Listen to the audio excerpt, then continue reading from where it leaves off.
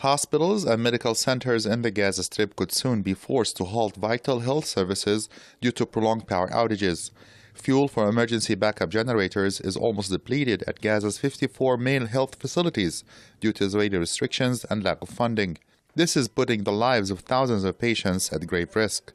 This is especially the case for at least 300 protesters who were shot by Israeli forces during the Great March of Return rallies and are still in intensive care units. The situation is very dangerous and has reached a critical level due to lack of fuel. Hospitals have been overwhelmed by the number of severe injuries during the Great March of Return rallies, and we need electricity to keep them alive. Our electricity generators currently consume some 300,000 liters of fuel every month, and every additional hour of electricity cut requires an extra 2,000 liters of fuel, especially during this cold winter season.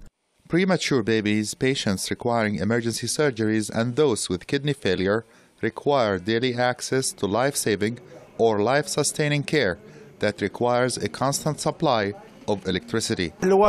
Patients have died because of the power outages, and I risk dying if this dialysis machine stops working. It's not only the machines here, but in all the hospital departments. We are suffering as it is because of our illnesses, and the power outages will only cause more pain and death. According to the United Nations Office for the Coordination of Humanitarian Affairs (OCHA), Israel has restricted fuel supplies to the Gaza Strip since it laid the siege on the enclave in 2007. The Palestinian Health Ministry in Gaza says the electricity crisis continues to deepen under the punishing Israeli arrangements. The illegal Israeli blockade for over a decade has been hitting the health sector in Gaza almost non-stop. In addition to that, the United Nations funding for emergency fuel for all critical facilities ran out in November of last year, further exacerbating the health crisis in all of our hospitals and medical centers.